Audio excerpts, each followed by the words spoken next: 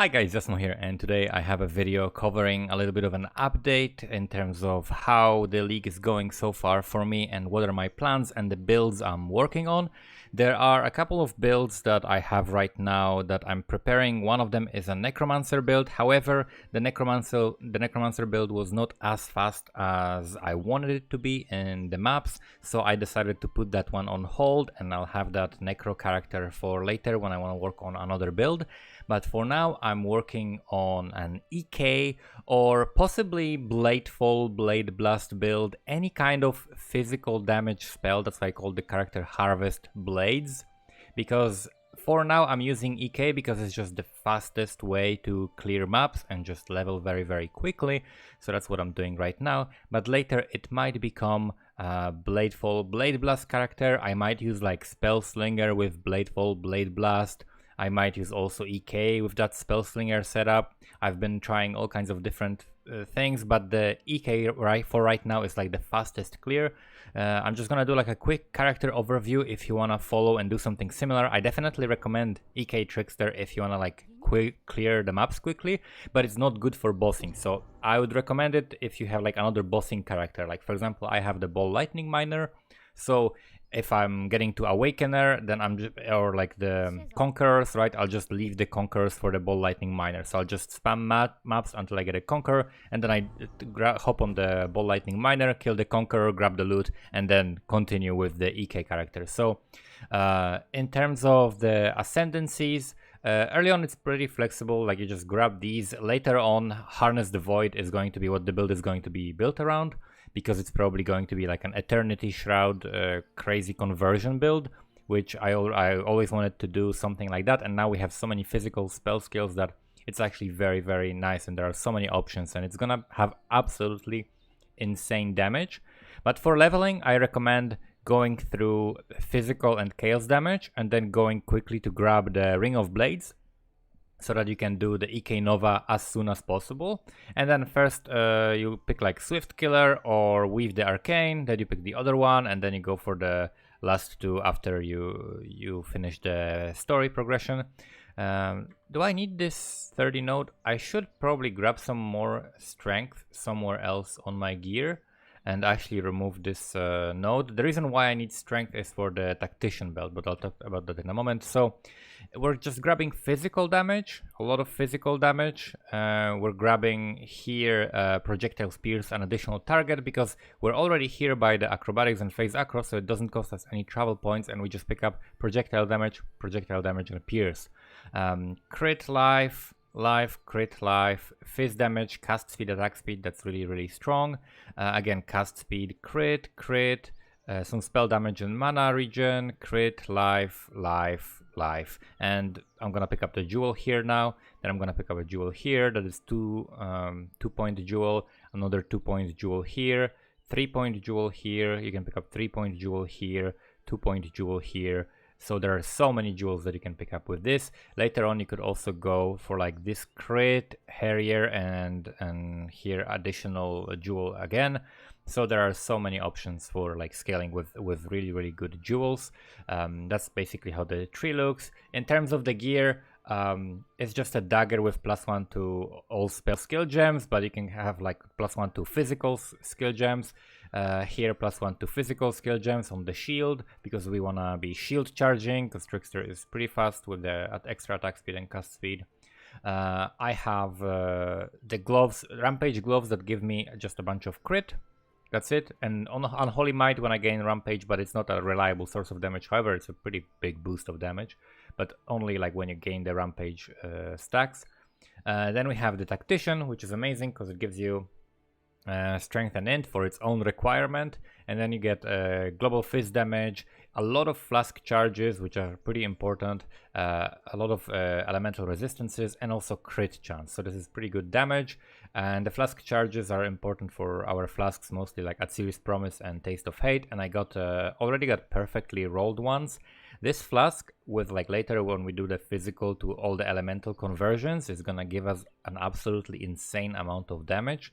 I just picked up some cheap Tailwind boots with movement speed on them, and like resist and crafted life.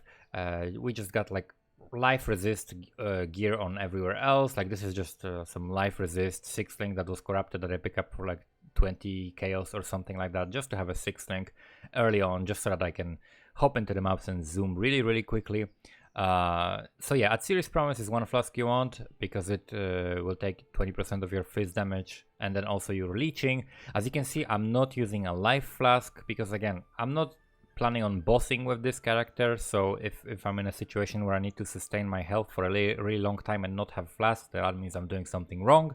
So life flasks is absolutely like not necessary. That's why I'm using this one, and Leech, as well as what's this skill called? What is it called? Patient Reaper gives me enough sustain. Like you don't see yourself taking damage. Like you either get one shot or you don't take damage, so it doesn't matter. The life flask and Taste of Hate, also like perfectly rolled. It gives you just additional extra cold damage, which later we're gonna be again converting and getting extra chaos from it. Crit Flask, Quicksilver Flask, and Onslaught Flask, and we got Remove Bleed, Remove Freeze, and Remove Curses, like the 3 most important ones. And that's basically it for the gear, right? Just life and resist everywhere else, so that we're capped and got you know, positive chaos resistance, and that's enough. You're set and you can farm maps very quickly. The character is super fast and super comfortable, and it's actually like my favorite playstyle.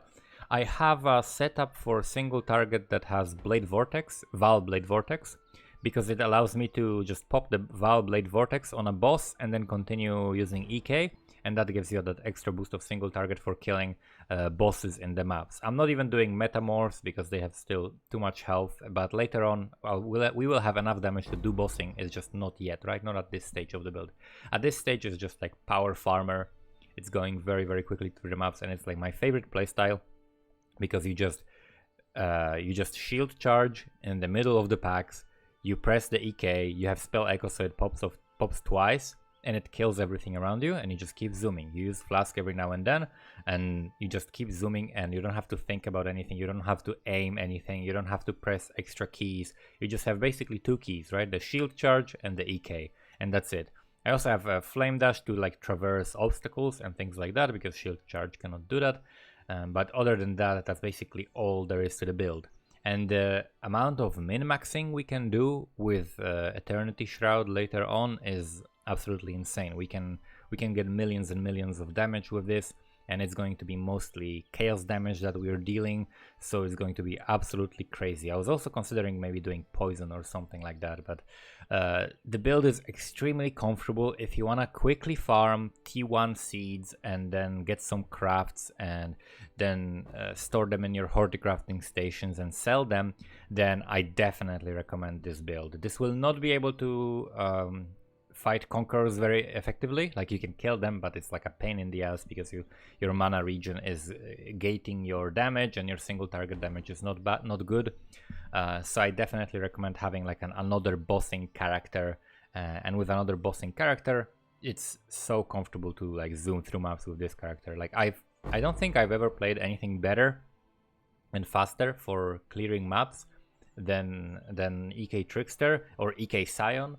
Then maybe like back in the day where you could play like Vol Spark, things like that, right? When Vol Spark was a thing, then it felt faster than this. But once you get some extra attack speed, like I can also get like later on I'll have rare gloves that will have attack speed and fizz converted to lightning, as well as attack speed on the weapon.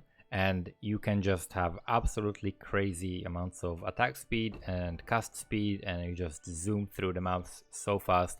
It's my favorite playstyle by far, and the fact that we crit means that we also shatter. Currently I'm running just with triple herald setup, and it helps my clear, and it deals a pretty good amount of damage. But later on you're going to be running like Wrath and maybe Zealotry if you can fit it in, and things like that. This doesn't go low life. Like I was considering going low life, but in order to go low life you would have to like rely on Coruscating Elixir and things like that, and that's some next level shit that I don't think I'm gonna be doing this league. But that's my goal basically. I'm gonna be earning currency now through mostly the seeds, and I'm going to be farming for the gear so that we can get a full set of Shaper gear. The most difficult ones are going to be the rings, right? Because we need Call of the Brotherhood that is shaped. Shaped, quality, Call of the Brotherhood is going to convert our lightning damage. That we're gonna convert our EK2 through the gloves, through a gem, and through a Watcher's Eye. And then all of that 100% lightning we convert to like 98% or 96% to cold. And then half of that cold we convert to fire through a skill gem as well. Cannot do it with Pyre because we don't have another way of like replacing Call of the Brotherhood conversion. We would have to have like 3 rings in order to do that, 3 ring slots. But that's going to be the plan for this character. So I'm gonna be doing in the next videos probably like an update for this character and tell you my progress, talk a little bit about the seeds and which ones to sell and how to sell them and things like that. Thank you guys for watching. See you next time. Also, by the way, POB in the description for anyone wanting to check out this character. The exact POB for the character you see in this video will be in the description so that you can copy it. See you next time.